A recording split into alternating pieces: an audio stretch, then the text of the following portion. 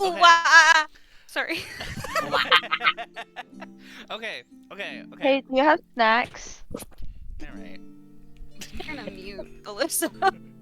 I just toss Alyssa. Goodbye. Goodbye. No. She wants snacks. Yeah, listen, you should have bought snacks beforehand. I bought myself some sour Skittles and I'm living life. It's I okay, want I have- sour airheads. Okay. Well, everybody, welcome to session 18 of Ruins. I'm sorry. Did you start recording? Yes, I did. Thank you Okay, for the reminder, continue. though. I appreciate it. Welcome to session 18 of Ruins. Last we left off, everyone was grieving Bunny. Still. To get into a little bit more specifics, mostly because I never write anything down, like, at least for my opening speeches. Valley and Belladonna had like a small little moment, kind of waiting outside. If I remember correctly, something happened to where trees moved, and Bella said that that was normal. Freaked the fuck out of Valley. Great, I love that. But when Bella left the cottage, or Xandernor's house, she ended up letting everybody know what had happened, and the two people that decided to stop by were Vodraka and Ryloth. So with that kind of came the knowledge of Baron setting up outposts at most cities, and he decided to do like a sweep of every town. And then I believe I said that Demetrius was in Teskill. So everything has been kind of stacked against all of you. But before you can make a definitive decision, it was advised that you all go to bed to rest up. So that way, when you wake up in the morning, you can think with a clearer head.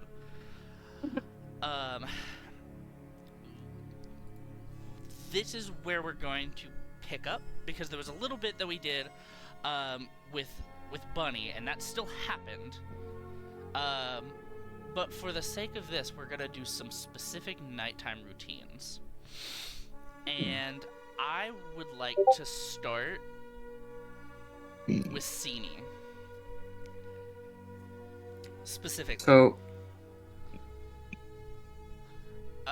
So this would be. Oh yeah. No, you go.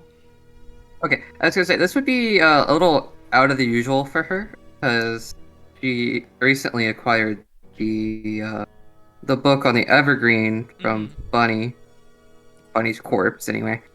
Yep. For being specific. Yes, yeah, which I appreciate. But she would be using this time to read over it and kind of figure out what she can learn from it. Yeah. So I'm gonna allow you to roll for it.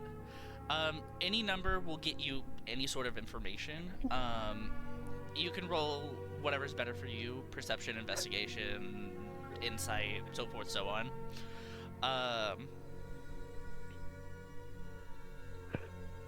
Okay. And we will So let me Is this- try. I'm sorry. I don't mean to interject, but it is my journal. Yes. I can't remember from last session. Did I give Sini like an actual like religious text for the Evergreen, or did I give Sini something that I wrote about the Evergreen?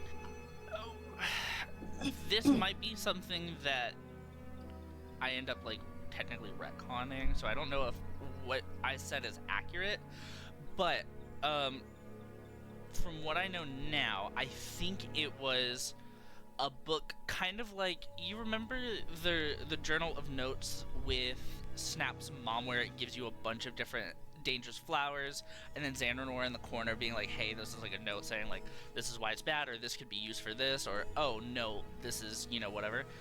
I think this is kind of like a thing that like Bunny had gone through. Oh and, yeah, like an took, annotated. Yeah, like an annotated. Okay, yeah. Like set of things that maybe even Xandranor had written through, you know, experiences. Regardless, it's not a professionally bound book, so it's not like it doesn't have like the typical like nice looking cover, you know, whatever. This looks kind of like it has been passed down, you know, from a couple of generations, passed from person to person, and it looks like it's a little bit worn, as if many hands have touched it. Many people have looked through it. Many people have even written in it. So what you'll see in this book is multiple different languages and even hell, I would even say like different interpretations, all of which like have like a note or two from either Xandranor or Bunny or whoever else has touched this book, where if like Xandranor had written a column, Bunny would have gone to the side and like annotated it to better fit like her understanding, or like if another person had written in it, then Xandranor would have gone in and been like, this is what I understand. So you get kind of various different views on how karma almost is like interpreted. Almost like a living kind of text, like Yeah, where It's like an evolving. Yeah, thing. it's like an evolving book. It's like it hasn't been officially published because it's not well known. Like it's not a well known thing, and it's not been like officially like set. But like it's still passed through the hands of multiple people, and like you even recognize what languages can you speak as well? Bunny or Sini? Sini. I could speak Common, Draconic, Elvish, and Sylvan. Okay, yeah, you'll get a bunch of different like Elvish will be in there. You'll see you'll see some Sylvan for sure. Seeing as this is talking about an Archfey, a lot of times people will write specifically in Sylvan or try to learn Sylvan to then interpret whatever text has been written. But all in all, this is just kind of what you can like glean through flipping through pages. But yeah, like I said, make a roll of like insight, perception, investigation, and you'll kind of get like a baseline kind of understanding of kind of what the book is. I'll give you a little bit more information, and like no roll is a bad roll here. Okay. Just a D20 and so I guess could I roll nature? Would that be a valid?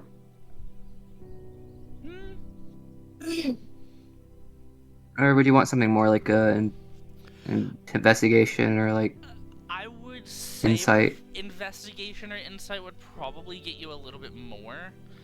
I feel like with nature, it's gonna be more like either how the book came about or like I feel That's like fair. you know, because I feel like with nature it comes with not necessarily ethics, but just like the whole thing surrounding it. At least in this case. Well, I'm gonna go ahead and roll insight then. Okay.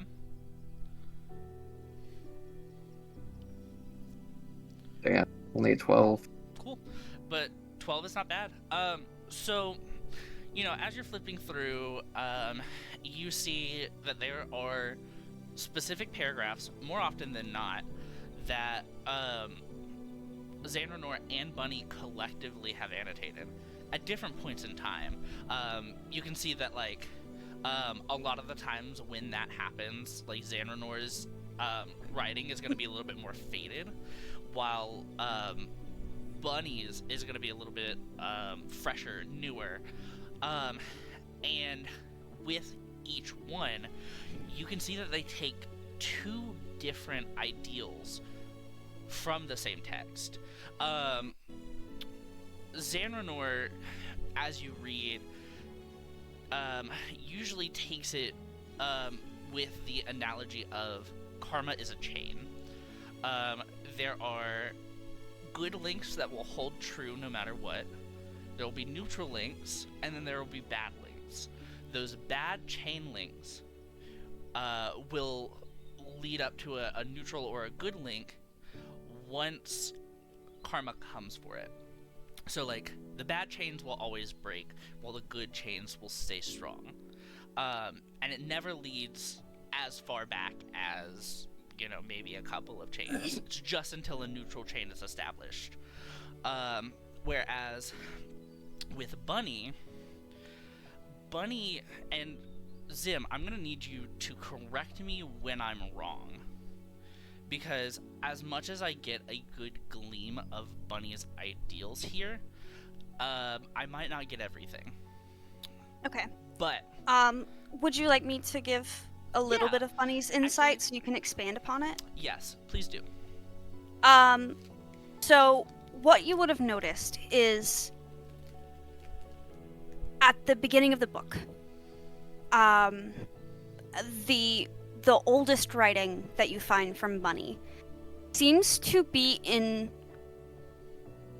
a sort of agreement with Xanranor.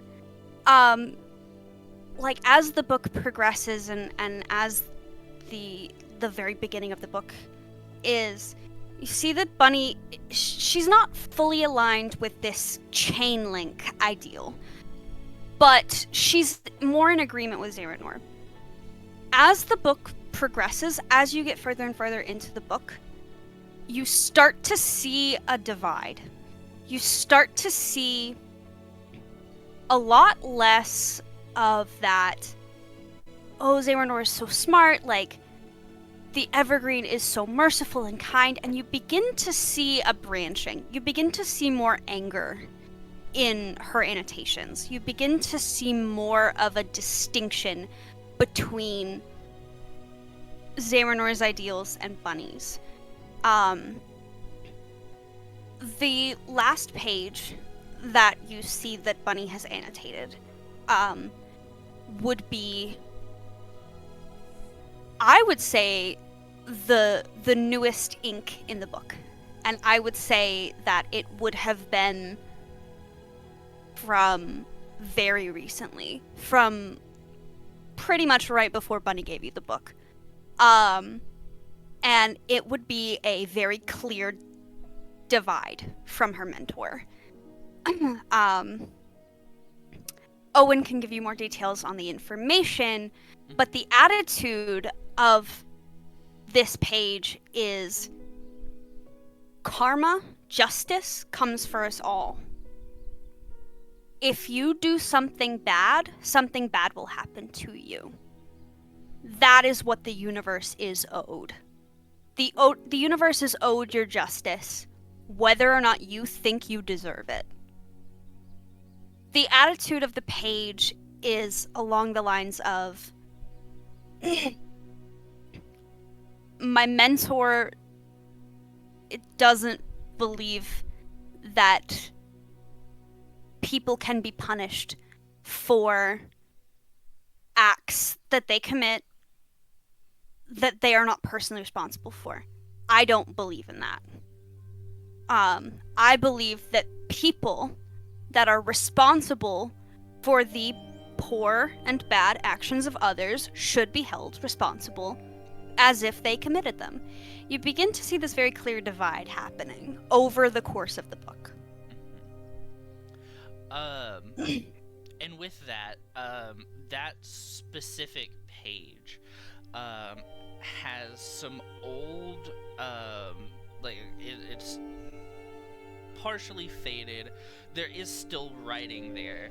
That Bunny would have probably annotated and gleamed from, like that, and that's what she got from it. But it's all about checks and balances. Good karma, bad karma, whether justice is right or wrong, no matter what. It's up to the individual.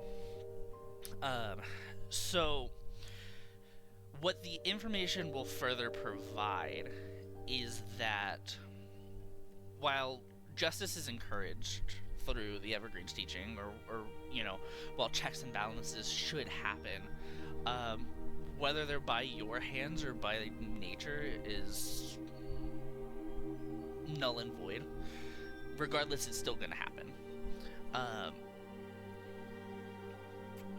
What you can tell from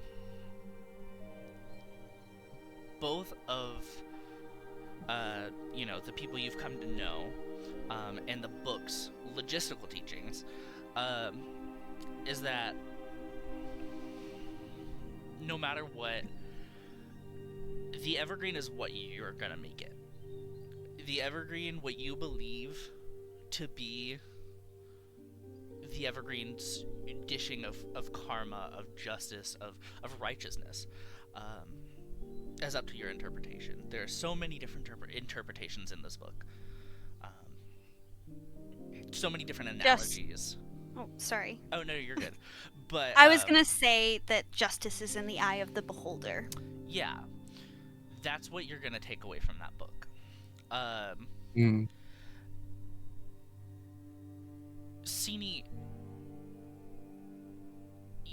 as you read the book, do you feel compelled in any way to start writing?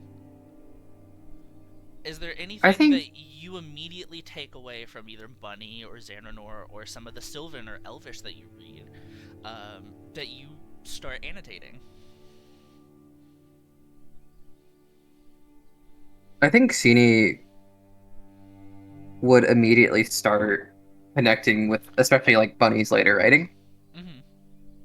Because, I mean, I think it's been pretty much established at this point, but Sini already kind of had that philosophy of what goes around comes around, An eye for an eye, leg for leg. And the only difference being that Sini believes that if you feel the need or you see something wrong, that you should be the one to give them what they deserve, to essentially be karma's arrow. Gotcha. Okay. So you start, let's say you start annotating. If you're focusing on the arrow, as you write, you kind of get filled with a sort of airiness. You feel very light, with everything going on for as dark as it is. This brings you some sort of solace, some sort of reprieve. Whether you take it as you're on the right track, that's up to you. But something here feels good. Yeah, I think Sini would really connect with the book, and I think she would. I do think she would look past not only just Bunny and Xanranor. I was going to say it, just boom, it slipped. You're good. But no, I do think that she would, she'd focus a lot on those because those are the two people that she already knows, Bunny especially. But I think she would look at the other annotations and see everyone's point of view. Like, she would try and get as much as she can on it. Yeah. Because she wants to try and understand it in its truest sense, even if that is, just your personal belief. She wants to see how everyone interprets it, so she can fashion her own belief. Yeah, and there are some pages in there that you see, like I said, that have different analogies, everything that you do, everything that you do holds some sort of positive, negative, or neutral karma that equals a grain of sand. If the negative grain of sand. It's kind of like the heap paradox, where it's like, how many grains of sand can you take out of a heap before it's like not a heap anymore, and then what constitutes a heap? There's that, and then there's also like, if there's a leaf that dies on the branch of a tree, do you have to prune the whole branch, or is it just that leaf that needs to be taken off?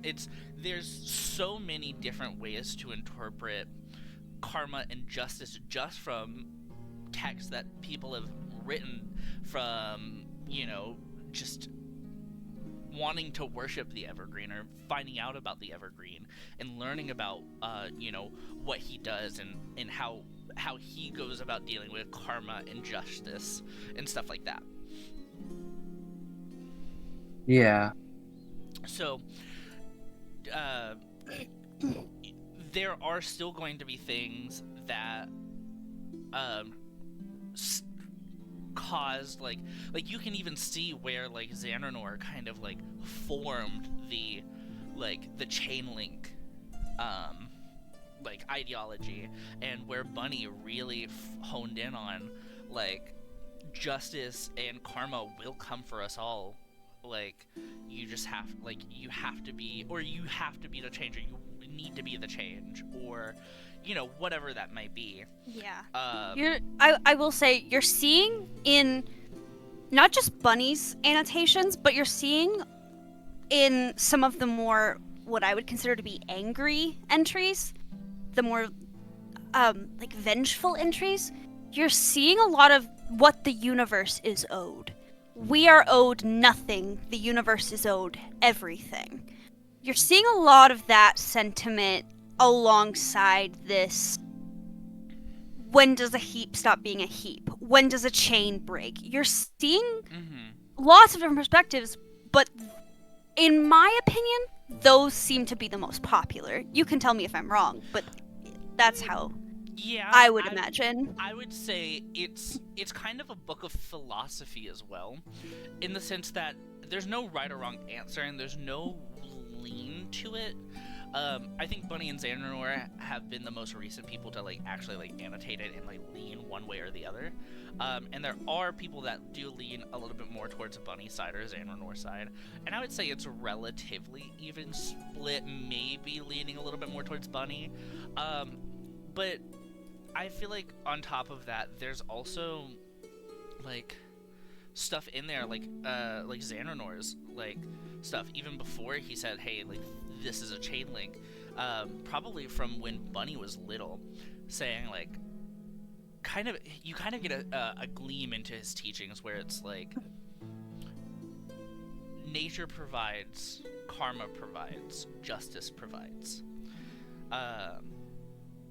So it's not like a one event is a chain link. It's everything kind of ebbs and flows, kind of like water, which, given his background, actually tracks really well. So you can kind of see the early days of him, but also the early days of Bunny and where Bunny is now, and how the two divide and how different they were when they started as well. So that's all that you're going to be able to glean, at least with the 12, and that's still a lot, because it's knowledge. With this book, it's going to lay it flat out regardless. So that's why I said no roll is a bad roll. Yeah, no kidding. That is a lot of information. Yes. Which is not a bad thing. Yo, yeah. A lot of this is also off the cuff. So you're getting a lot of just shit from Zim and I that's this is it. This is just what it is. Sorry for the interjections, but no, I appreciate it, because I helped to build this deity. Yeah, I was this is your thing too. So, but yeah, this is what you can glean from it. If you decide to write, especially with your Arrow of Justice ideology, you notice that weight is kind of lifted up off of you. You still feel a confessional. Yeah, kind of like a confessional. Yeah. You're still grieving Bunny. Bunny is still dead. There's no changing that. at least at this moment. But it helps, you know. It does help. It gives you a little bit of weight off your shoulders to vent, to kind of make sense of something that someone younger than you fully poured her heart and soul into believing. And so you take that away. Yeah. And I do think that, like, this would be, you know, going forward, at least with her current knowledge, Tini would plan to do this, you know, every night, to just study and write her own philosophies and beliefs into the book, and to kind of keep this part of Bunny and her teachings alive. Yeah. I think that's why Tini wanted it so badly, because she wanted to continue practicing what she learned from her, because it did impact Tini a lot. Yeah. And it changed her beliefs a lot. Yeah. She's not quite as righteous as she used to be, but it's still there. Yeah. Things have definitely taken a toll on you, and it shows. I mean, you've lost so many good people. You've lost Arwilla, you've lost Bunny. I mean, you might have found people, but they were worse for wear, like Kaiko and Harvest. And the people you once thought were enemies in Arpy and Sock, they became some of your closest allies. So a lot of your world has been turned kind of upside down in a way. And I feel like this is just your way of getting it all out, laying it all flat out on the table and trying to make sense of it. That being said, I'm gonna kind of leave Simi to that and move on, if that's okay. Shmove on. I'm gonna shmove on to Thing. So Thing, you enter whatever room you're in. By the way, Xananor's cabin or cottage has expanded, so there are more rooms, more places for people to stay. Is it like a magic expansion, or did he go and build it or something? I'm curious. Not that it matters. Make an investigation check for me. Oh, or a no. perception Okay. check, or whatever. Am I good at any of those? Hold on. Whatever's better for you, or you can even make a. I don't know if things good enough for this kind of thing. Hold on. You're good. What is it? Perception or what? Perception, insight, investigation, Arcana, nature. Investigation. Thank you. Yeah. The other two were zeros. Okay. Yeah. Perception and Wow. insight are both 0. Yeah. Okay. Valid. So what you see as you walk down this this newly curated hallway upstairs is that, just like the little library nook from the last time you visited, this looks like it's grown and shaped its way into existence. So Okay. all of the doors, all of the rooms, as you pass by them, I just knew we were coming. Yeah, like the beds sprout up from the floor, and they have root systems. You can see the roots. But the thing is that the floor is also wood, so it's it's formed the room and sprouted all of the upholstery or all of the furniture. This is such a cool visual, by the way. I love my house. It's great. Zim sent me this picture, and it has been nothing but helpful, and I love it. Yeah. You guys are on the right page. Okay, cool. The concept that I gave a one-word concept. I wanted a living house, and I just Living have house. to give. I wanted a living house, and Owen did the rest, and I could not be happier. It's great. I love this house, by the way. No, it's so cool. But yeah, you can even see once the beds have been made, you can see that like each one is properly like upholstered, and so like all the chairs have like little butt cushions, and like each bed has like a full mattress and linens and stuff like that, where it's like all stuff that like Xandronor has either created or bought or made for each room, and they all look uniform but different. So that's what you can gather on an investigation with a 19. Cool. It still I'm weirds you satisfied. out. It's still, I would say it still weirds you out because like just like the kitchen was bigger when you entered, and in the living room and everything like that was bigger. This is a new like annex of the cabin, so like it's ever expanding. But yeah, you go find your room, you settle in, and you can't help but look down at your shirt.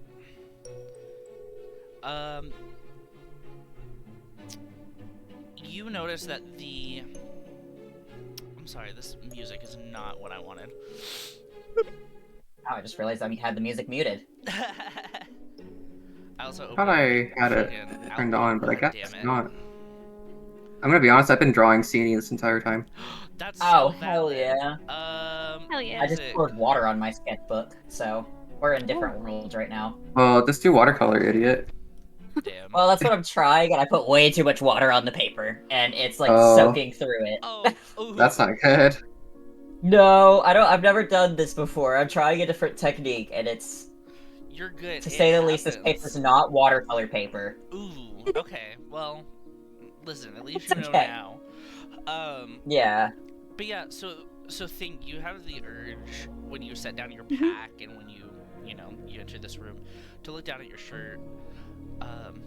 Your hands kind of find their way to the missing button, and you can still feel like the stitching that's left over. It Thing very hastily like pulled it out, so it's not like a pretty job. No. There's probably some loose string on there. Yeah, there's loose string. There's still a bump from where it's been sewn originally. Did I draw it as the top or the bottom button that he pulled out? I know I drew it at some point. I think it's an I'm other like art. scrolling up. I'm looking, give me a second. It's either an other art or character refs. I posted both pretty equally. Yeah. I don't know which one is supposed to post. I've only seen the ones where it says I'm with stupid. Oh wait, I think it's one of the top ones. It's the grief one, isn't it? Yeah, thing grieving. It looks like you still Oh, is he missing one in? It looks like the bottom. Is it the bottom? Looks like the bottom. Okay. Okay. Well, regardless, it's. I know I decided. I just can't remember which one I decided on. I think it's the bottom. Regardless, your hands find their way there, and you kind of run over the seam with your thumb, and you're filled with, sadness. One of the people you met less than 3 weeks ago, maybe 3 weeks ago, is gone, and you've trauma bonded. There has been a lot of growth between the lot of you, and now they're gone. Trauma bondage. Yeah, not trauma bondage. Whoa. No, not that Jesus. Whoa. No. She's a child? Yeah, I was like, no. Whoa thing. Whoa. No. Goodness gracious. This is not what I meant. Oh my goodness. No, you're good. But yeah, you're filled with an overwhelming sense of grief, and in that moment, whatever thing does is what thing does. It's the right thing to help them, but it doesn't register to you at first. But when you set the pack down, something came clattering out. Oh. on the floor, if you decide to look, is I do. the ebony black dagger that hello, I can speak. The ebony black dagger from the cloaker that had fallen out of your pack.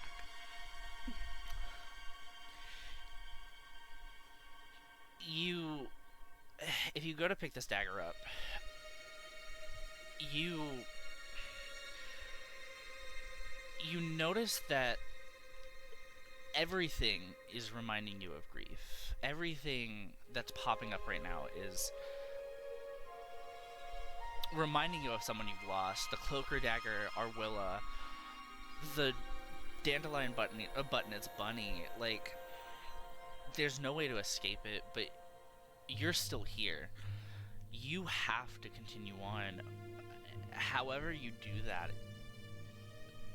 is how you do that. But how is Thing feeling, in this moment as he's getting ready for bed? So Thing has his own room, right? He's just like completely alone. Completely alone, if he chooses to be. He has the ability to, but he definitely wants some alone time. This is the first time Thing's been alone since the passing of Bunny. Unless you want to count the jail cell, but I don't really count that. No, I don't count that because Bunny was in there. And you had a loudmouth elf just shouting at you. Yeah. Yeah, Thing also had an elf like across from them. Besides that, Thing couldn't really see anybody, hardly interact with anybody, but it's like the first time they've been alone, and they're just kind of like studying like the little dandelion buttons they have on them, thinking about the memory of picking out that outfit with Bunny and all their friends. They also, at some point, had dropped the earring that they used for lockpicking. If that's okay with you, DM. But, I mean, it's not a big detail. So they also just have this open piercing on one of their ears that just doesn't have an earring in it anymore. But they have like 2 others, so. Right, but still, it's something. But that one piercing is gone now, and they don't remember dropping it at all. But it's gone. It's something that you've lost, and yeah, I feel like as small as it is, it still affects Thing in some way. And it reminds them of Bunny's dead body more than anything, because that's what they were kind of having to stare out as they were getting themselves out, Yeah. And Thing just kind of like falls on the floor and just starts sobbing to themselves. Yeah. They're just kind of curled up in a ball on the floor next to a wall and just crying, because this is the first time Thing's been alone to process these feelings, and he doesn't know what to do. He's experienced like temporary loss before, like the fear of losing his moms and stuff. This is the first time he's experienced death. Yeah, and it's... I feel like Thing is in this kind of flux state right now as well, where as much as they have been, elated or relieved to get, Harvest and Kaiko, you've also lost 2 people. And, yeah. And others have been hurt. He's really not had much time to process. It's Orwilla, right? The one who we lost as well. Yeah. Like, he's had a little bit of time to process that. But Bunny, Thing saw as like a sister, Yeah. And there was so Thing much... just... Found family means so much to Thing, and losing a person that Thing considered a close family member at this point. Whether Bunny felt the same or not, it depends on how Bunny processes friendships and stuff, frankly. But Thing grew very close to everybody in the party and sees this party as family. Like, as much as he sees, like, his mom's as family, frankly. Right. Yeah, so... And it just feels like he lost a family member. Yeah. And... Thing, as as he processes you also see, like when you were thinking about Bunny, when you were thinking about picking out the shirt, when you were thinking about Arwilla, you know, in passing, like, you hear, when you look down at the shirt, you hear the laughing and the chaos of just going and shopping and looking at these clothes, the happiness that you felt, the you know, how light the room felt with, you know, all the laughter and all the enjoyment. But also, like, the moments in the tavern with Arwilla where, you know, for as cut the bullshit as she was, she had a good time with you guys. That brings you to a fleeting moment with Caldera. An image flashes through your mind of that goblin in the crowd. And that brings you to a nightmare that you had a while ago. And the quote, "You'll always be a gatherer," rings in your mind. Everything is bubbling up to the surface. This is the first time you've been alone, away from Sini, away from your support system, away from anyone that kind of safeguarded those negative emotions. You're trying to process a lot of this. I want to know kind of what more Thing does. Like, with regards to, like, all of these memories, all of these things popping up, does that impact their sleep at all, as they kind of go through their bedtime routine? Yeah, I don't imagine Thing would have gotten great sleep tonight, honestly, because they're messed up right now, Yeah. to say the least. I'm curious if I have any sort of, like... Oh, yeah. I want Thing to kind of, like, dig through their, like, pouch and stuff and pull out the mug that Bunny had made for them. Okay. And I want Thing... If there's, like, a nightstand or anything near the bed, I want Thing to place that mug, like, on that nightstand. Yeah. Can't remember all the details of the room, but Thing... If there's not a nightstand, just put it on the edge of the bed. That's close enough. That's fair. Yeah, there would be a nightstand there. I would say when you walk into the room, you probably put your bag kind of close to the door, and directly to your left is a nightstand and then the bed. Probably not very good feng shui, but it's Xander's house. So that's just kind of how it is. So you put it on, like, the nightstand as you crawl into bed. I'm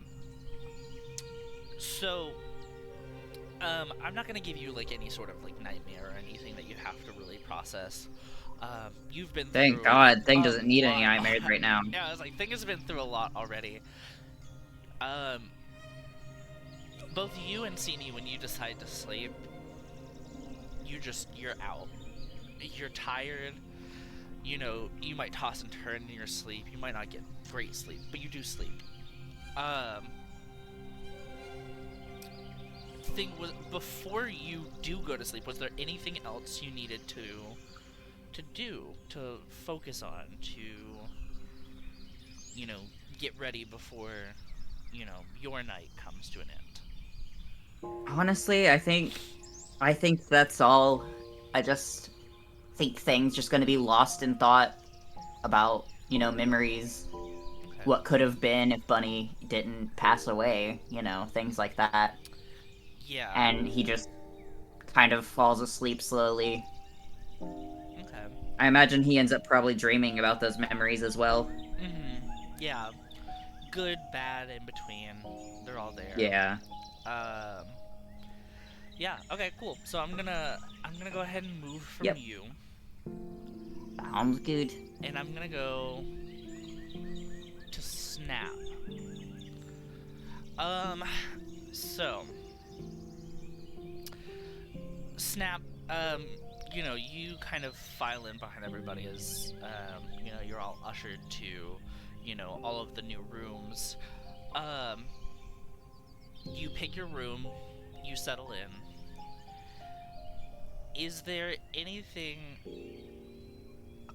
aside from, you know, actually, you know what? Hold on. So, I was like, I'm gonna retroactively like go back and fix some things. So, obviously, you go to bed. You go into your room, you get settled, but the the thought of going to bed kills you. If you close your eyes, that means everything is real. But also, you think about what Bunny said to you when you were confronted. After everything that you've said, after everything, even if it was a misspeak, everything that you said rings out. And you know, as much as you've been trying to get better, as much as you've wanted to help, you've done a lot. But maybe Bunny's words ring true. After Bunny's death, you know, or even before Bunny's death, you've been trying so hard to do right by these people, to do right by your newfound family, or what I would assume you would consider your newfound family.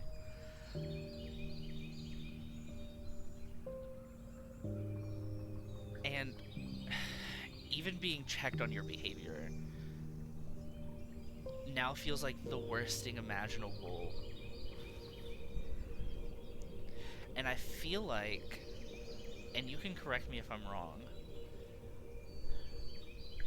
because Bunny's words and because the party's words weren't necessarily like hurtful, even if they were at the moment, they were constructive, but they cut a lot deeper now, because you cannot prove that to Bunny. You feel like there's a lot more unfinished business. You feel like there was more that could have been done on your end. And I hope this is okay, you know, for everybody, in saying, like, these are the thoughts that are running through your head right now, because I feel like the death was fast.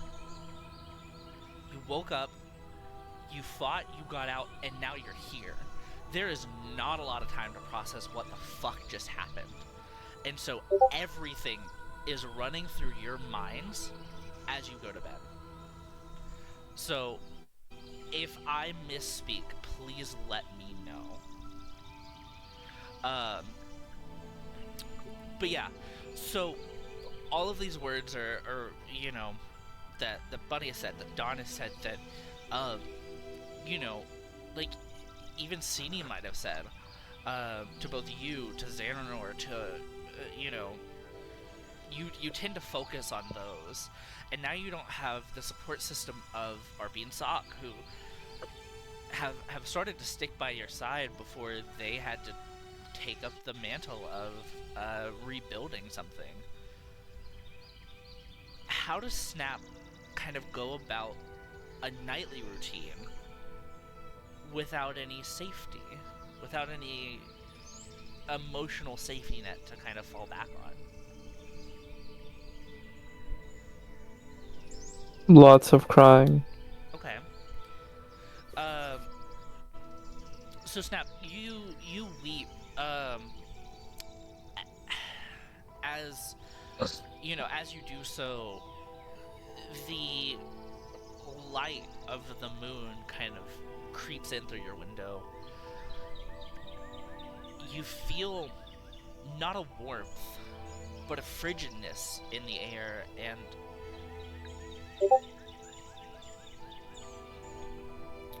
It kind of it makes you shake, whether it's from the cold or from the sadness, you know, or from the grief. Who's to say? But you know you've lost a lot. Your dad, probably your mom, Bunny, Arwilla. You lost trust. You've lost a lot of things on the way.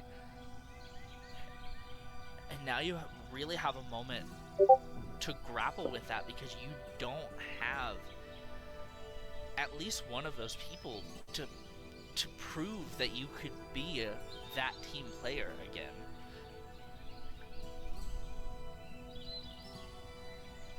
Mm-hmm. You as you cry though, whether you fall asleep there or crawl into bed, you do dream. Your dream, you kind of fade into the darkness, and then from that darkness kind of emerges this open field. In this open field, you can see that the wind is blowing. All the flowers are like fluttering in the wind, petals flying everywhere. You hear a familiar sound, and that being, I believe you have a lute, correct, from your father? Yeah. You hear the lute from your father.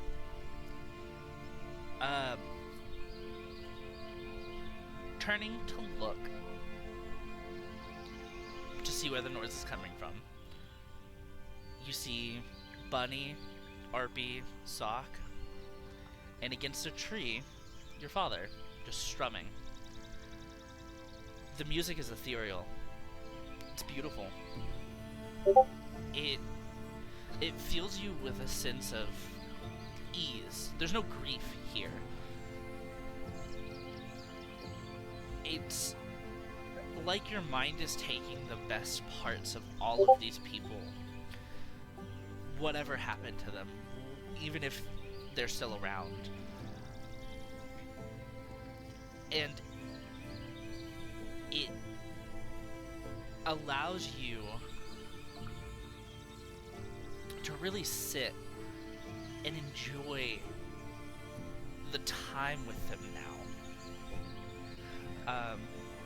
That being said, as you walk over and you sit close to your father, you also begin to be joined by Dawn, Seanie, Thing, Arwilla, Grorg, and Mazis.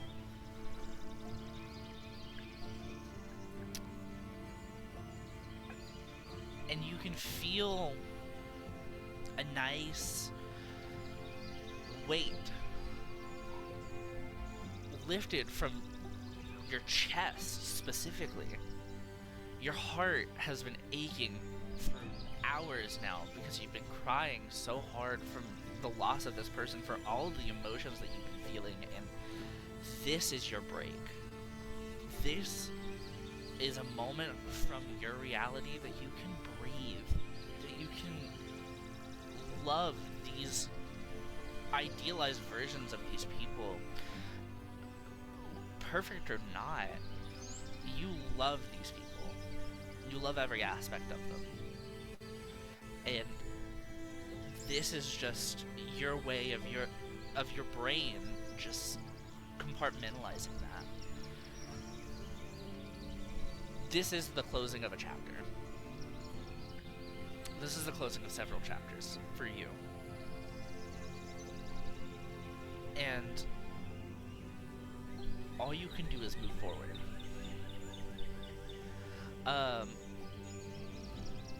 With that, you see your father stop playing. He gets up and he extends his hand out to you. Do you take it?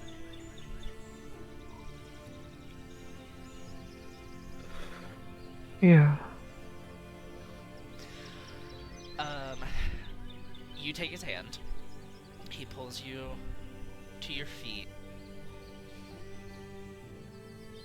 And he envelops you in this big bear hug that you remember from when you were just a couple of years old.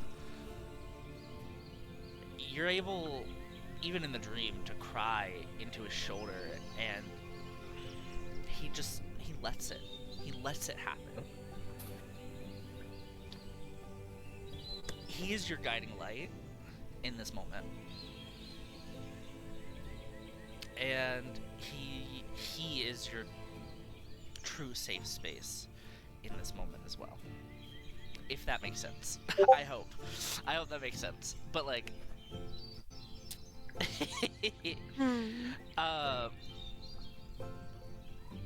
your memory for, you know, as fucked up as it is, you know, you've seen your father's corpse, you've seen him dead, you've seen Bunny die, you've seen Arwilla die, but here all of these people are alive in your memory. This gives you a renewal of happiness, reprieve, serenity, as you know, as you sleep through the night. And with that, I'm gonna cut away from you.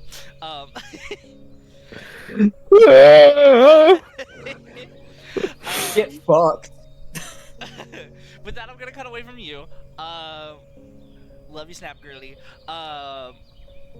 And I'm gonna hone in on Dawn. So. I was changing pants. Oh. So yeah. I'm almost in them. Valid. I can't spend too much time now because I realize that we're cutting it a little close. This is just Yeah. a little thing, but Dawn, what is your nighttime routine now that you're in a safer location? This, you're not having to look over your shoulder in Caldera. You're not having to worry about, anything at the moment. There might be an impending doom. There might be, with Baron sweeping all of these different towns and setting up outposts and Demetrius, checking, the heralds potentially because, he's out in Teskill. Like, you have a lot to worry about, but here you're safe. For right now, you're safe. So what does Dawn do in this moment to kind of like wind down to, before bed, and to grieve? Well, I mean, I'll I imagine I have on maybe a corset and some bloomers or whatever under my dress. I'll take that off so that I'm just in that and I'm more comfortable. Or put on whatever sleep things I have. And then I sit on the floor against the bed and I pull out the trinket that Bunny made for me in the shape of the lute. Yeah. And I don't know if there's a window or is there that I can look out of? Yeah, there would be. Yes. Sorry, I was You're fine. I was looking at that too. That's cutesy. But yes, there would be. I would say there's no moonlight shining in because you're on the opposite side of the hallway. Yeah. But you can still see out. You can see that the sky is like this dark, like slate blue navy with clouds kind of, passing by. You can see the stars, and they're beautiful. Yeah. You. I would just. Yeah, go ahead. Oh yeah, I was gonna say I mean, you can see almost every detail with how bright the moon is shining right now. In the room, each room has like a candle or a lantern that you can, turn on, turn off. So you might get like a faint, warm, like orangey light in there as well. So Yeah. Yeah. I mean, I would just hold the trinket kind of like almost like a symbol in my hand, kind of like almost like a rosary. Just hold on to it and then look out into the sky and say, just like talking to myself or whoever I feel like can hear me, and say, I've never been there. I'm embarrassed because Tate's watching me. that's valid. I've never been the praying type, but I thought at least in her memory I might try at least once.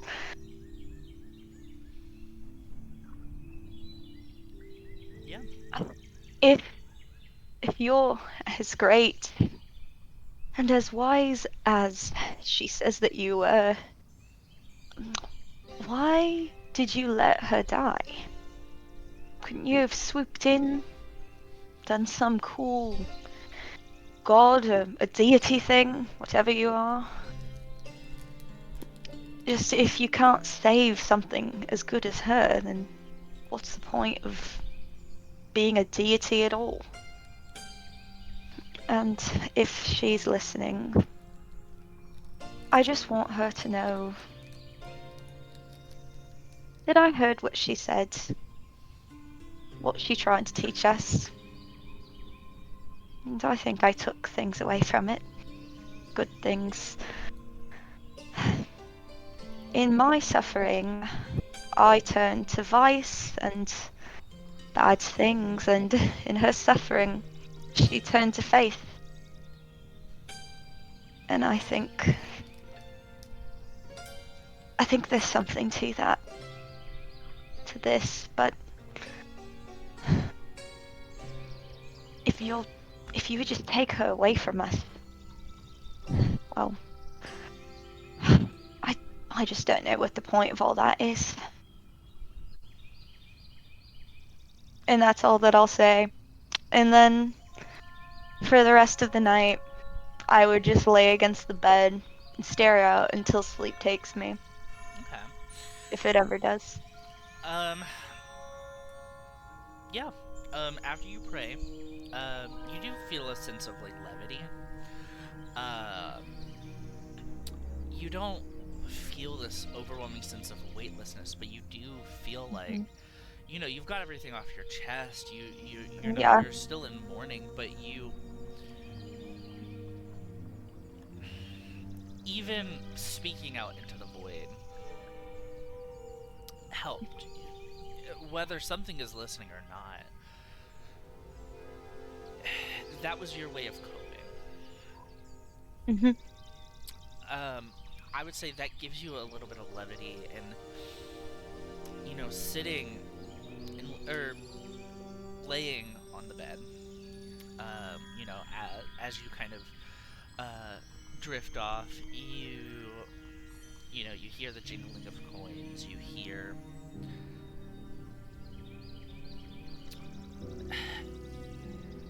passing thoughts or passing memories of your father, of Demetrius, and of even of Lilith. You know, you don't. You might not talk to her as much, especially now. But I don't know if you talked to her much when you were younger either. I don't know how much she was there. Yeah. here and there, Yeah. I would say, you know. And she might have fucked off to, God knows wherever, Yeah. on daddy's money. Yeah. So, she was in and out, but, she still tried to, make a connection with you, and she still tried to instill some sort of value within you. She once told you that when you were younger, say, there's a specific memory when you were, I would say 11. It was one of the first few times that, Demetrius started to do what he was doing. A fresh nick on your shoulder from the sacrificial blade, a cut that's kind of fresh. Lilith was there to help you clean it up, and she once told you,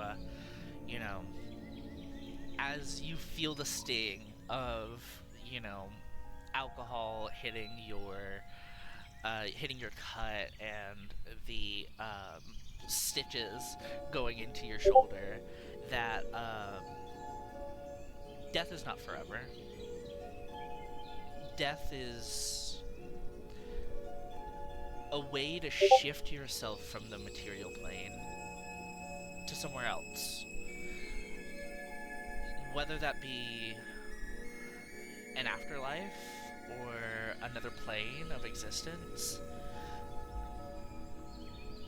who knows? But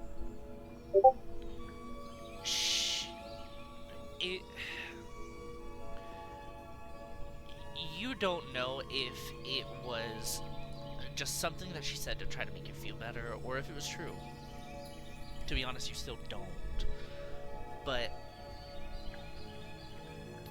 if that's something that crosses your mind now,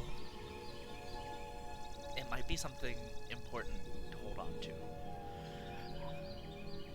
With our Willa dead and Bunny dead and, Grorg and Maz is hurt, Jot back in your crosshairs, things are just weird and crazy right now. So it's best to hold on to something, and if this is what your mind can grasp onto, then Wait, that's I'm so sorry. What did she say? I got. Okay. No, you're good. She said, "Death is not forever." If Oh yes, yes. Okay. it's a I heard stepping that. stone. So if whether that's to another plane of existence or to an afterlife, or if they're one and the same thing, who knows? But regardless, death is not forever.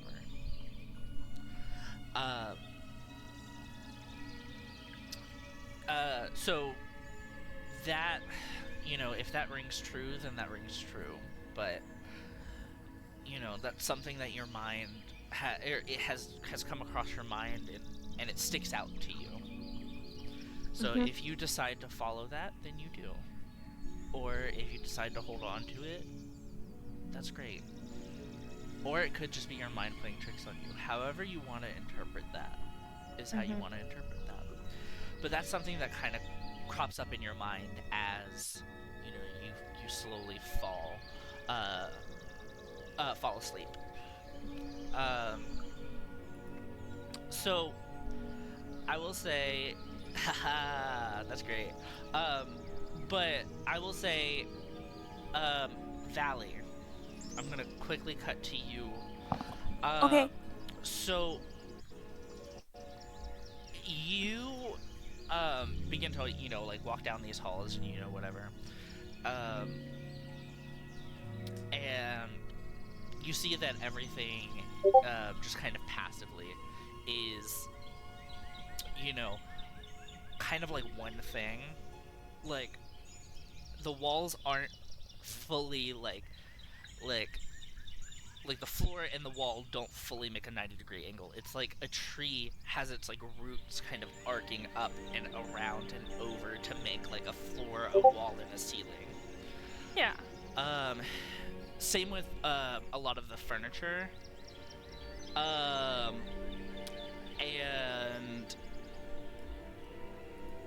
same with like the kitchen and stuff that you've seen. And you've seen a lot of weird things today. Tonight specifically. And I mean, someone told you they were normal, but are they really? Who knows? You just have to take their word for it. Spends, Yeah. like, too much time with Valley. Mm-hmm. But what I will say is that she is on edge. Yeah. She has, like, on the best of days, she's very little chill. Right now, fucking out the window. Like, she's so on edge.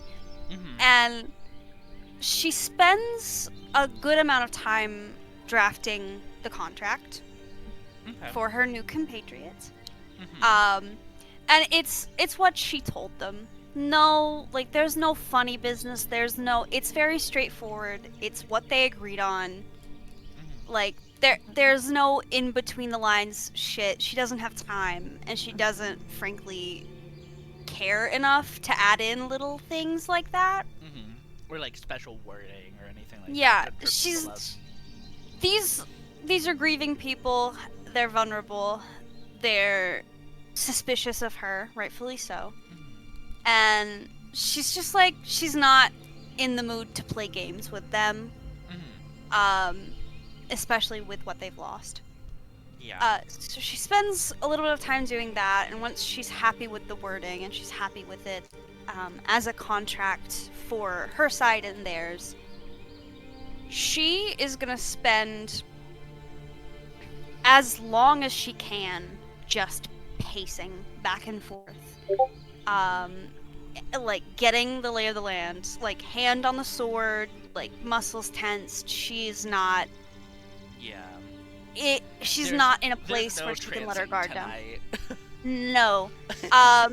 Eventually she will find a room or a nice chair Mhm. to sleep on, but like, it's not a real sleep. It's like the bare minimum to get her through tomorrow. Right. But it's just like she's on edge. Every little bump, she's like jolted awake. Yeah. Um. Yeah. I mean, that happens. You do that. I mean, you know, once the contract is set and she, begins to start pacing to then, trance or sleep or. I believe since Drow are elves, they also trance, right? Am I? Yeah, Yeah. they do. Okay. So, yeah, but before you, She's been in prison. She's gonna take a nap. yeah, she's ready. It's her time. But yeah, so she gets ready. She does that. And once you trance or you go into your trance, very little wakes you. You are out once you are, in that state, or as out as you can be in a trance, or in a trance-like state. I believe it's exactly like sleeping, except not really. But I could be wrong. I don't know. But yeah, so you trance, everything happens. So this is gonna go to everybody.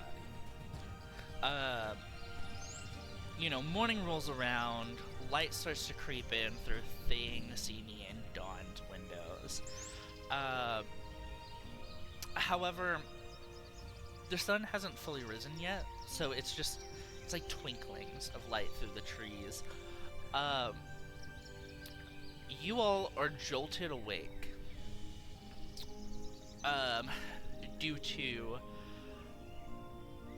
screaming. Oh no. Downstairs. Whatever could it be? Downstairs, you hear screaming from both Mazis and Xanranor. And you all are jolted awake. Whoa. Lee, I'm no jolted. pause, no hesitation, sword in hand. She doesn't even pull it from her sheath. She summons it from her sheath. Muscles She said, tensed. "Fucking, I don't care."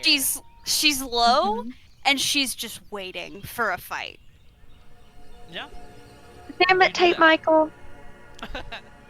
I guess I'll kind of go in the order of everybody. Are you smoking weed right now? Damn. I'll go in order of, you know, how we did bedtime routines. Seeing you jolt awake. After falling asleep, you hear screaming. What do you do? Sini would quickly grab, I'd say probably her dagger, just since it'd take too much time to grab the arrows and the bow, and just run down to where it is. Yeah. Okay, cool. So you do that. Wait, I'm trying to be immersed. So, Thing, you're also jolted awake. Oh, here.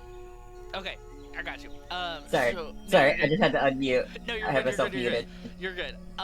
So you're jolted awake after you hear screaming. What does Thing do? I think it would be cute just for like the similarity, but I think Thing would also Wait a just like minute. grab a dagger immediately upon waking, like CD does. Yep. Okay. Yep. As a cute kind of mirror that they're both different but also very similar. Yes, Yeah. they are. They have their moments where it's like these two seem like they're just raised together sometimes, when realistically they've probably known each other for like a year, I think, Yeah, at this probably point. about a year. Yeah. Yeah. They've probably not interacted more than twice before this whole journey, though. Yeah. Yeah, they were not close before the journey, which I think makes everything funnier, honestly. Mhm. How similar they were on their travels to then get here. Yeah. Yeah. Yeah, so you two do that. Snapdragon. You wake up to screaming. What does Snap do? I go towards the noise. Cool. And then Dawn as well. You hear screaming. What does Dawn do? I'll just... If Tate will stop doing that, I will whip out my dagger and just run toward wherever it is, because I've been on edge Yeah. sleeping, and I'm like half asleep, so wherever I'm like, it's just like on instinct. I'm like fucking stumbling and shit. Yeah. So all of the I'm not as party- cool as Valley or anything. I'm all just of- like, Yeah, I get Nobody that. is as cool as Valley. That's Nobody. true. That's true. Damn. He's just born like that, dude.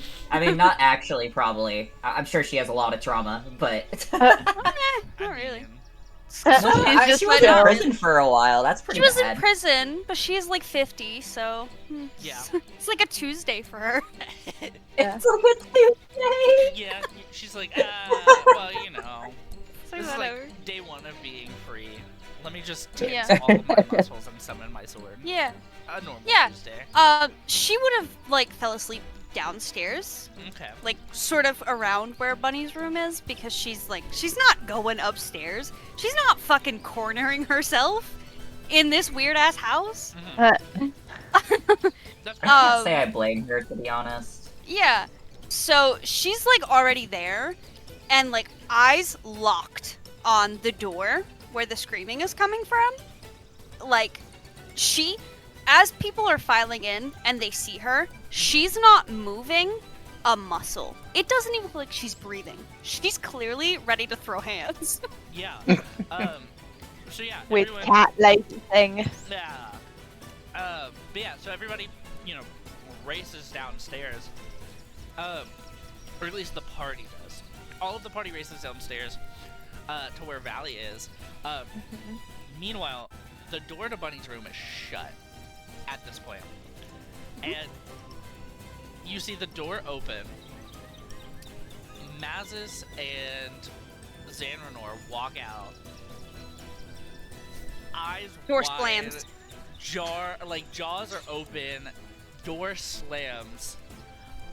And then you hear the door lock. And yeah, you hear the door lock. I need everybody to make a perception check for me.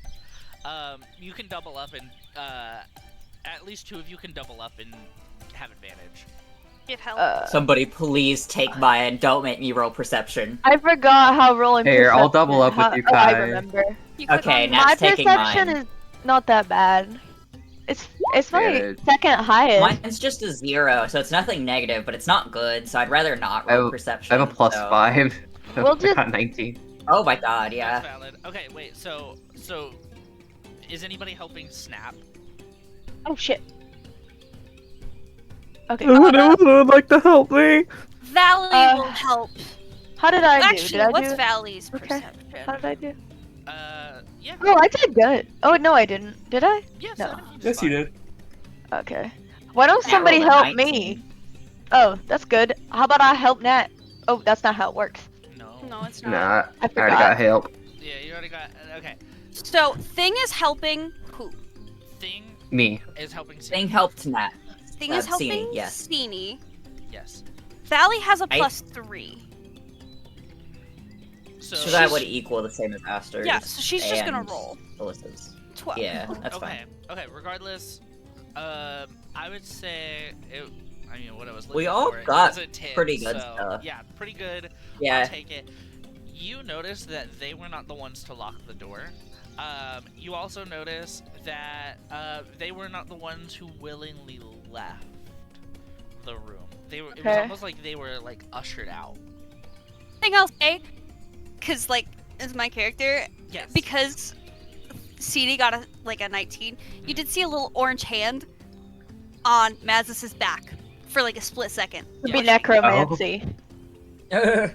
Um, It means Yeah. nothing. Why can I not pull up my character sheet? That's annoying. So yeah, you see these, you see these 2 get kind of ushered out with the and the door locks, and you see Xanranor fall to the floor, just fall on his knees to the floor, just staring past everybody, like he's seen a ghost. He's outside the room? He is outside the room. Oh. I want to go up to the door You can go up to the door. and I want to knock on it. Yeah, knock on the door. So, I don't know if it's gonna pick up, but it didn't pick up. Fuck. I heard it though. We're in this fun I house, I gave so- a real good knock though. You know, I went. I'm glad we don't have a dog, because that would have set it off. Well, I wouldn't have done that if we had a dog. Good. You're not given a response, but you do hear shuffling and like drawers opening and closing and things of that nature. Sini, hearing the shuffling and absolutely knowing that someone's in there and something is going on, would What the yell, hell?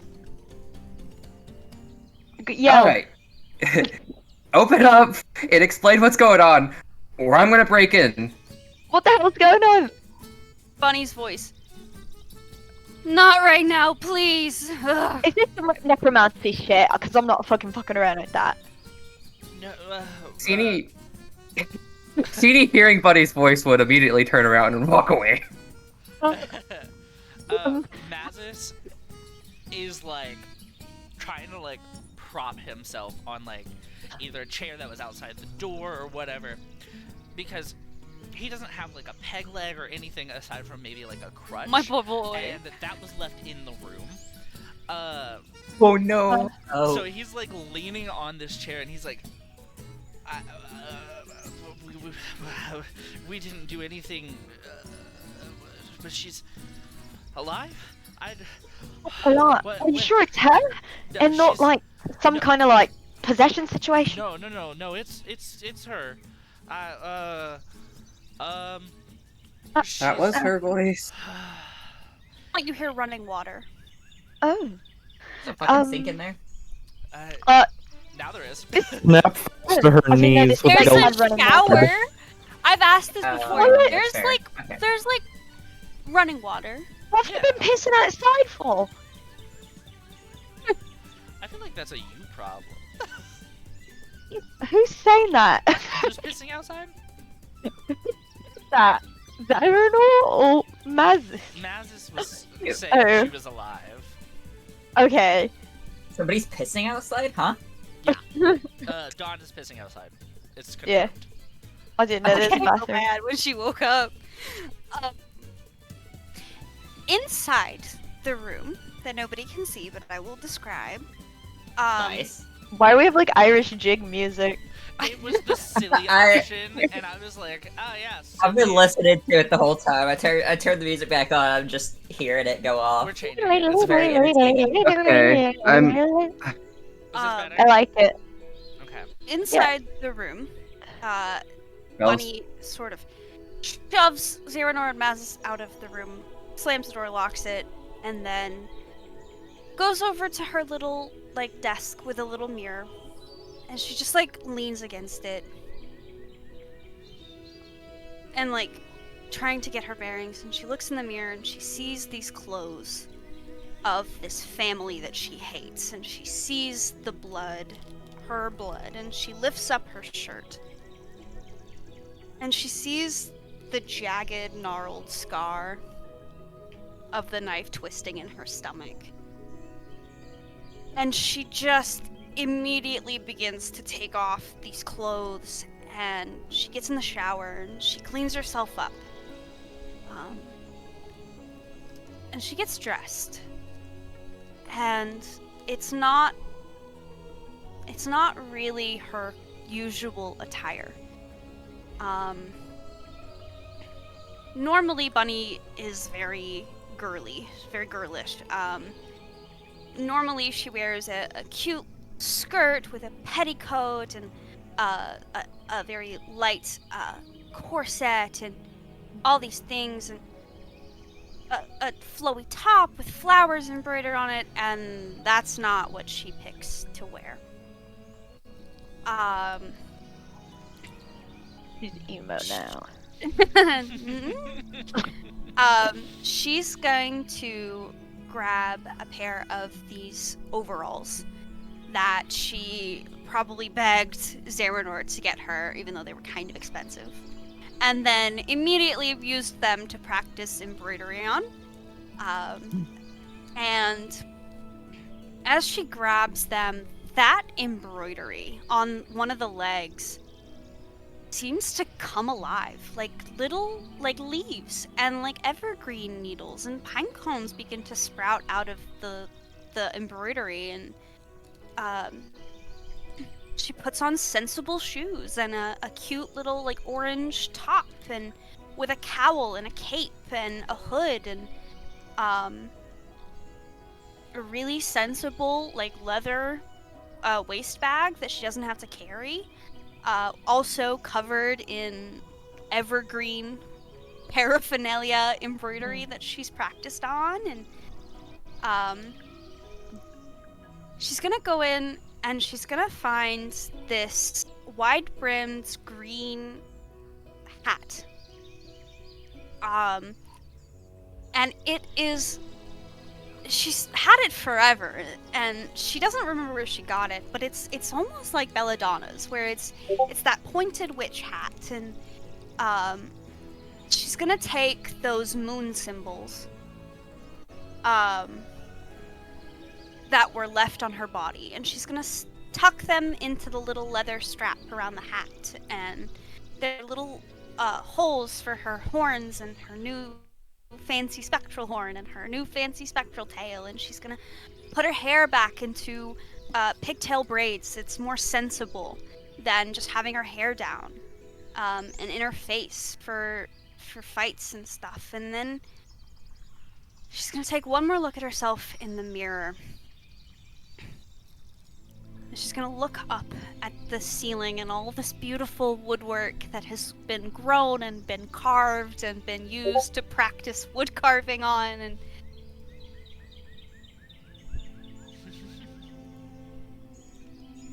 miss you already. Can I have my friend now? And I'm going to attempt to summon with my wild shape, Nefi, my familiar. Kind of. Kind of. So yeah, you do. What does your magic look like when you're summoning Nefi? And I'll let you know kind of, what happens after. She kind of grabs her shoulder and lays her chin down on her hand, and sort of how when Nefi crawled up onto her shoulders, and in that connection point between her hand and her face, her cheek, there's this bright green, not bright, I'm sorry, this dark foresty green ball of light that begins to form, and there's a puff of pollen and leaf litter and pine needle detritus and in that spot in between her hand and her face is a little weasel. Is not the creature that she had in the Feywild, but a little dark green ferret with all matter of leaf litter and detritus and pine boughs and little tiny flowers in his coat, or her coat, sorry. And she just nuzzles into her fur, and Nefi chirps. And it's not the creature she saw in the Hollow, but she knows from the bottom of her soul that it is the same spirit.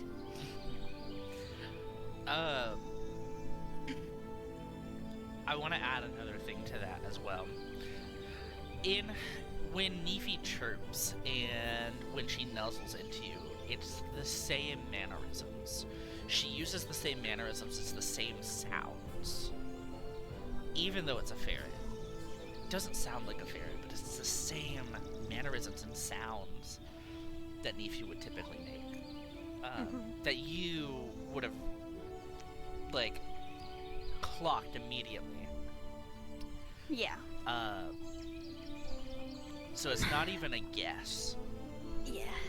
And then Bunny is going to sort of shrug off some of that tiredness and some of that exhaustion, and it's not super successful. And sort of almost limping, is gonna open the door and walk out and just very nonchalantly go to the kitchen and grab the tea kettle and start making tea. Yeah, as you do this, you push past a few people who are still standing at the door expectantly. Anyone stops me, no questions. Tea first. And then I continue. Dumb passes What out. do you mean, no questions? She ignores you and she makes tea. I'm still passed out. I'm on the floor. I'm still on my knees trying to fucking process what the fuck's happening. I want. Do I notice the ferret? Yeah, you notice the It's ferret. on her shoulder, Yeah, and it's everyone can chirping. notice a ferret chirping. Can I cast Speak with Animals in attempt to speak to the ferret? Yeah, I don't see why not. Not an animal, but go off. Yeah, you could try it. Try. It's not. No, it's I mean, No. spirit. it's close. I mean, Seedy wouldn't know that, to be fair. You wouldn't know that. Yeah, so you try to do it. Yeah. You try to say something to it, and You're like, hey, will you tell me what's going on, little guy?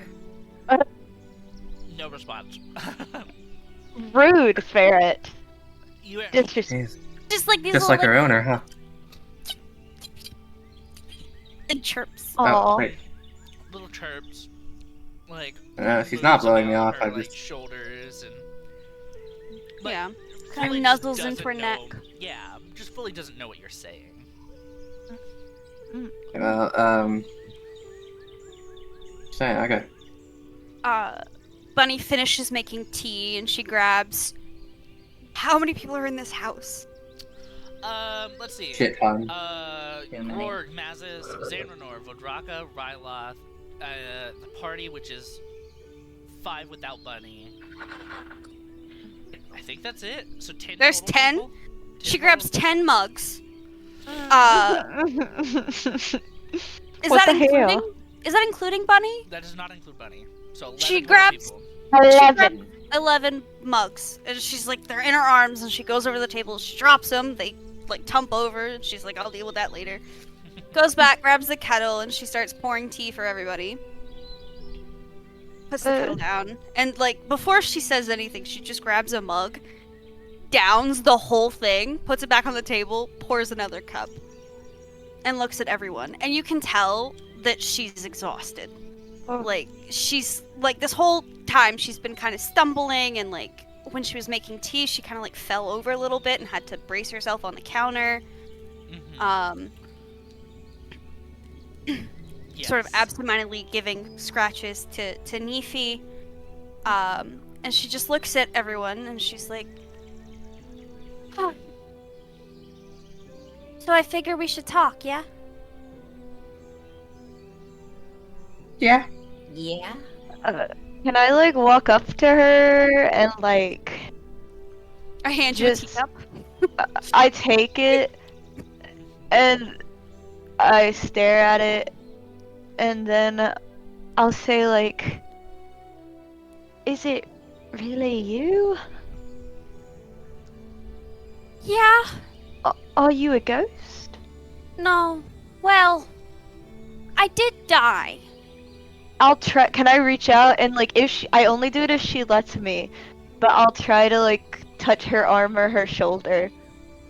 It's like a slow thing of like if she allows me to do it. Bunny watches this, and you see she kind of like sighs, and she just grabs your hand, and it's solid, like it's her. Is it cold? Is it cold? Oh, one more point of interest. Mm-hmm. In her bangs, there is a shock of white. Oh, Her hair is Oh. usually like a very. She's like peachy Jason color. Todd. Now I was gonna there's say like a white- Frankenstein. Oh. Yeah, sort of. Yeah. Jason Todd had white in his hair after that he died. Or like Um, Danny Phantom. All the But- characters that have white in their hair, let's list them all. Anna from Frozen. Oh my god, Well, yeah, Anna from Frozen. But Danny Phantom turned into a ghost, so like it's kind of. Well, I don't think she's a ghost, so. Yeah. Well, she's dead though. It's close enough. Okay. Anna was revived from being Um, dead, so you know. That is an interesting question, though. Am I cold? I would say you're lukewarm. Okay. Does I'm she not feel as- like a dead body? I guess she's solid. I know what dead bodies feel like. Oh, okay. Well, I hope his roommate didn't hear me say that. Oh my god. I know what dead bodies feel like. I know what they look like. When Bunny grabbed your hand, sorry, I'm chewing. I can tell. Sorry. You're I'm okay, done with it's my funny. Skittles now. Giddles. Oh, they're so good. But you can feel that when Bunny grasps your hand, it's like the grip or the hold that Bunny has is very light, as if it's a struggle for her to like bend her fingers. As if at that Oh. point rigor mortis would have set in, and now she's like regaining movement. Oh, interesting. Yeah. Bunny. So it's like she's recovering from. Yes, Yeah, she's ordeal. recovering from death. Yeah. Oh my god, okay. And she does look different. Like, her eyes, Yeah, that are usually pink, are now dark green. green. She has a spectral horn, a spectral tail, this shock of white in her hair, different outfit, and a ferret on her shoulder. So it's understandable that I would think she was a ghost. I mean, Yeah. she's like got some ghost stuff going on. I don't think anybody blames you for thinking that. For context as well, Bunny as she's been shuffling around, like she looks exhausted, bags under her eyes, like her eyes have sunken in a little bit. She has 4 levels of exhaustion. Yeah. She is God damn. tired. Does Yeah. I didn't Point realize of- it went that high. it goes to 6, and at 6 you die. Does death count as a long rest? Can I scrap one of my levels of exhaustion? No. I don't think death is very restful. I thought death would give you the levels of exhaustion. Yeah, but I'm trying to cheese it because I was like thinking about it, and I was like, "Ooh, hit point maximum halved. That's hard." Hey, you Do we want get a it. long rest? You want it. I guess that we can talk about that after the session. It's fine. Yes, everybody got a long rest. Except Yay. Even Valley got a long The rest. opposite. Valid. Yeah, quite the opposite. She now has 4 levels of exhaustion. She's been gone for 3 days. You know how it is. Yeah. She's Oh, EP. did she just? Is it just the equivalent of her not sleeping for 3 days then? Essentially. Kind of. Oh, Yeah. she's God. been that's ridiculous. dead, right? You know. Yeah. Yeah. Which, another point of contention for Bunny. Bunny, your back hurts. My fucking back hurts. Your also- back hurts because do you remember when I said that Demetrius Yeah. stabbed? He shattered my spine. He didn't shatter your spine. He nicked one of your spinal discs. I forgot about Gross. that's ridiculous. I don't even remember that. Yeah. Gross. I was probably shocked Bunny, at the time. Bunny grabs your hand and she goes, I'm really here. I'm back. Oh. Where did you go? You see this, like, kind of mournful smile? I was with the Evergreen. I went to the Hollow.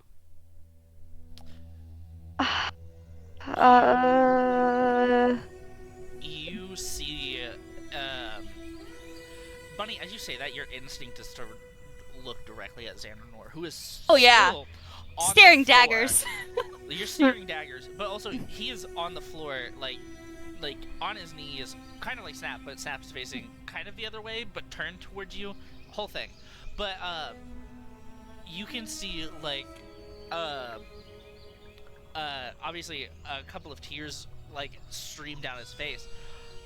He is so happy, and also like there are so many emotions that you can tell that's running through his head just by looking at looking into his eyes. But like you mentioned the Hollow, and like it's like his brain explodes. Like something happens, and like it's crazy. I think, Brain blasting. For real. I Brain think for blast. Speedy, right? After kind of reading the text, right? I think a lot of it wouldn't have made sense to her. But I think a lot of it would kind of click in that moment Yeah. for her. Yeah. And I think she would just be kind of staring dead-eyed as well, like just mouth agape. Bunny sees Homina, that no homina, one. homina, homina, homina. Bunny sees that nobody is like drinking her tea, and she's like, "I was just dead, and nobody is drinking my tea. Sit down. Oh, I worked Okay. hard for that." Thing definitely does as he's told. As everybody's shuffling to the table, which has also now grown, is now longer. I'll put some hair of the dog in my tea. I don't know if alcohol's good in tea, but Yeah, I'll need it. you should. Fair enough. You, See- Bunny, you see No, white as- tea shots. You can do. White tea shots are delicious. Exactly. You see as Jot descends the staircase, rubbing his eyes, like, what the fuck is going on right now? I cannot. I was just trying to sleep. Oh my god. Hello. And Bunny's just like waving at him, like she's like wobbling in her chair. I think I need 30 more minutes. Good morning. Good morning. I need Yeah. 30 more minutes of sleep. I'm going back upstairs. I will see you for supper. Like a catnap. You see I as said that southern. Jot, I don't know why. doesn't move. He, as much as he wants to turn back around and go upstairs, he cannot. Oh. He's confused. And, Cat got your tongue. Yes. Bunny sort of speaks up. She goes, "It's okay. You can come. You can sit have some tea. Somebody else is gonna have to get you a teacup, though." What a tea is it? Yeah. It's like a green tea. Oh, Like lovely. some Of course it would be. Yeah. Yeah. Jot will for sure join the chaos that has. It's now ensued. evergreen tea It from the shit of the evergreen. not the shit of the evergreen. I don't know if I want to drink it anymore. Actually, the piss of the evergreen. Yeah, Oh, I was was gonna- green tea. Come on. Yeah. Guys, get with the program. What is he eating? So Tea that's leaves, healthy. clearly. That's probably sounds It's pretty gotta healthy, seep actually. somehow. Yeah, that's what I'm Gross. saying. Gross. Ew. But yeah, so this morning has been kind of crazy for everybody. Valley now has only ever seen this girl dead. Tally hasn't moved. Valley still hasn't We're almost moved. done. I can only imagine how Valley's feeling with all this. Like, the moving Like, trees, the wide-eyed. dead girl. Alive. Alive, yeah, like Like at this point, she's relaxed and she's Our like. group seems lowered really herself. pathetic. We're just like so depressed. We got a dead girl with us. She. I know, just like She's- goddamn. Like at this point, she's relaxed a little bit. She's lowered her katana, but she's just like staring at this. She has not moved. Well, this is the John dream. at this point has like brushed past Valley. And Has like, Bunny acknowledged Valley at all? Like, just. I think Bunny has noticed Valley, honestly. Like, Oh, it's so this tired. is a stranger to Bunny. Yeah, She's no, just been exactly. like just on autopilot. once For you real. die, I feel like a stranger in your house is inconsequential. Yeah. Okay, so before we end the session, Valley, Mm. you see this girl, once perceived to be dead, go brush past everyone who is shocked because they also knew she was dead. Make tea, and now everybody is sitting with her drinking tea, not as if nothing happened, but as Oh, there's an error. there is Too nonchalantly yeah for This is a her dream. reference. yeah like I'm she's saying. like it's crazy. So where is Valley at? Like, I know she hasn't moved, she's lowered her katana, but where is Valley at mentally? Like, what is she thinking? This is a communal dream. Kind of as we It- close out the session. She's Yeah. just like racking her brain. She's just like she's just like looking at this dead girl, and like all these people, and they're acting Girl. like they're not acting as nothing happened, but they're just so nonchalant about it, and like she, like the trees moved yesterday, and she was in prison like yesterday, and though she's not, and there's just so much happening, and she's just like slack-jawed, like sort of like maybe like 5-10 feet away from the table, just like holding the katana like loose in one hand. She's just like, is nobody going to is nobody going to mention the dead girl in the room? We've mentioned it already. We're sort of talking about it right now, you know, but we're also a bit I as think I'm not awake right now. We're I as think- confused as you are. I'm asleep. We're all asleep.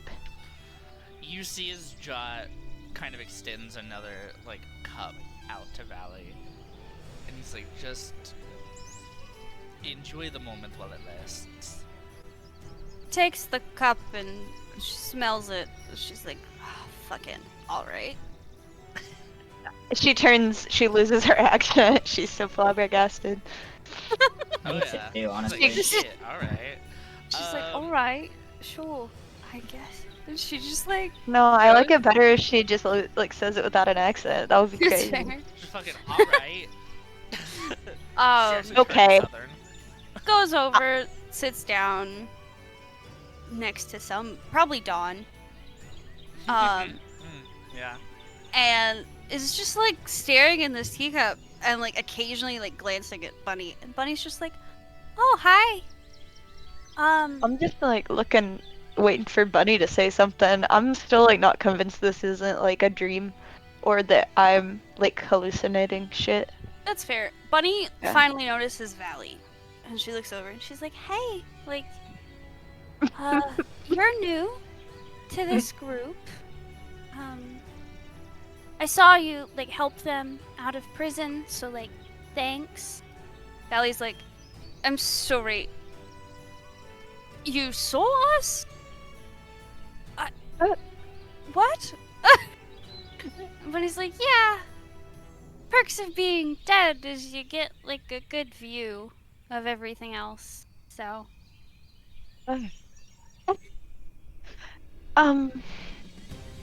So I guess you know where we got her. You're all caught up.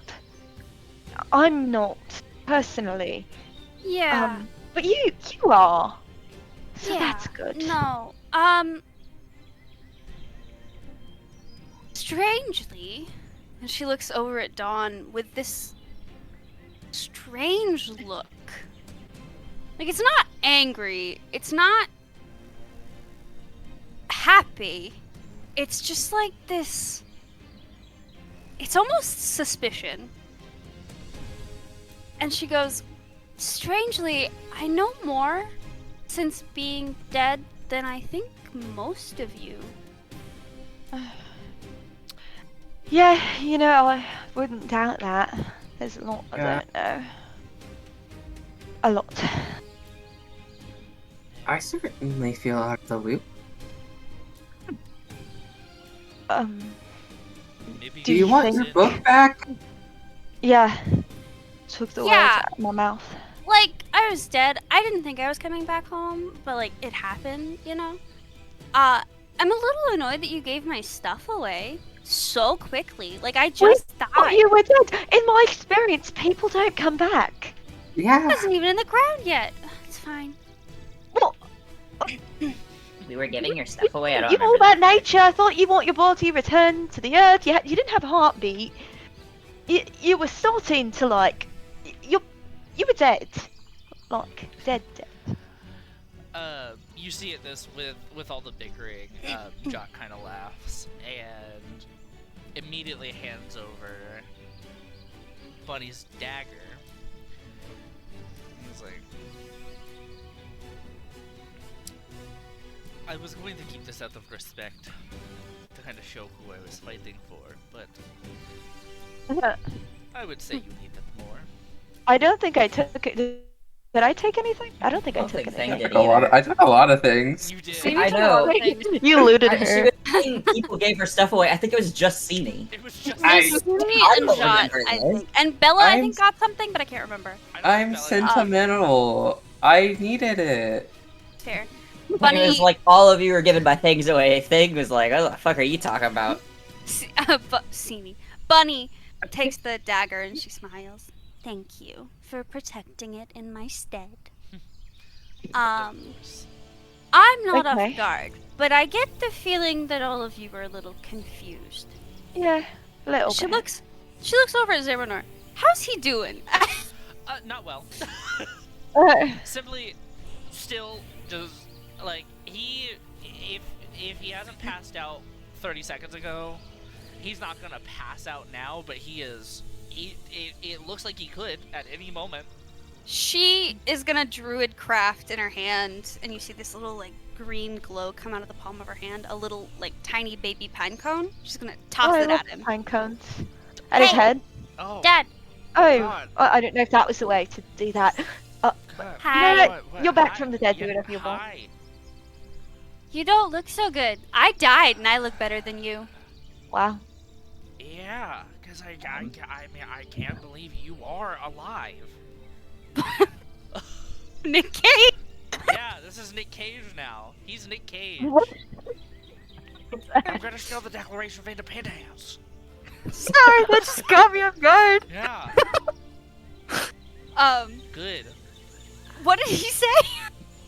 He said, I can't believe that you are alive. Yeah, I can't believe that you are alive. He sounds like Jennifer Coolidge. Oh my god. Nick Cage is just a male Jennifer Coolidge. I don't know what to tell you. I was trying to think what I was thinking of. That's what it was. It's fair. Yeah. I look over at him. Yeah, so... I don't know why any of you assumed that, like, anything could keep me from what I want to do, even death. Most like... people who die stay dead. General rule of thumb. I guess I didn't know you were more powerful in death. I sure as hell am. Okay, well, you live and you learn. Yeah. And you did that. You lived. Didn't I So learn? we learned. We've all learned, haven't we? You lived and we learned. Yes. You lived, we learned. What kills Yeah. you Put it on a t-shirt. doesn't What actually kills you kill makes you. you stronger. I'm sure Kind we of, could get business yeah. with that on the t-shirt for sure. Well, yeah. Oh, that'd be fun. Sure. It Um, would, So- wouldn't it? Not to kill the fun or anything, but we should probably end the session. I was trying to Yeah. find a good way to end it, but we kept talking, and I was like, well, We kept I was waiting. yapping. I was just gonna keep talking until you ended it. yeah, we keep yapping. But yeah, so, The Honey, yappers, Owen. we're so glad you're back, and then we all have a group hug. yeah, you all have a group hug, we all pan out. Ow! Yeah, if Bunny That's so lets you. tight. I don't know about that. Ow! We jump up. There's a freeze frame. We all Credits high roll. five at the same time. Credits roll. There's no more. There's no more Uh, ruins. No more ruins. ruins, No yeah. more. That's the end. That's the end. We find the Atopian stone. We take out Demetrius. Don't you Everything's forget good. about me. It's Actually. fine. So everyone jumps in freeze Uh-oh. frames. Vodraka walks in. Oh, while I'm in she's freeze Oh. frame. And yeah. it's like, but wait, we still have more to do. And then it cuts. Uh-huh. Yeah. That's the ending. Hell That's yeah. good. I don't know how to explain it, but it kind of feels like this is season 2 now. Yeah. Yeah. I can see that. Like we just This ended is the season part- 1. This is the part of the anime that gets a new OP. This Yeah. is- Yeah, we get a new OP. Oh my god, yeah, we get it. Yeah. Oh my Okay. god. I can't yeah. wait to Yeah, we got find the bunny the- magical girl transformation, except it's Yeah. actually just her dying. Yeah, Yeah. literally. That's Yeah, cutesy. And the thing is like, now we can all like update our outfits and update our like looks. Yeah. And become stronger and We have to all We just get updated our haircuts. looks, Owen. yeah, but that was the end of the season update look. We got have a to do beginning of something the more season update drastic. look. Like Bunny You I gotta, need- like- I mean- look. Like come on.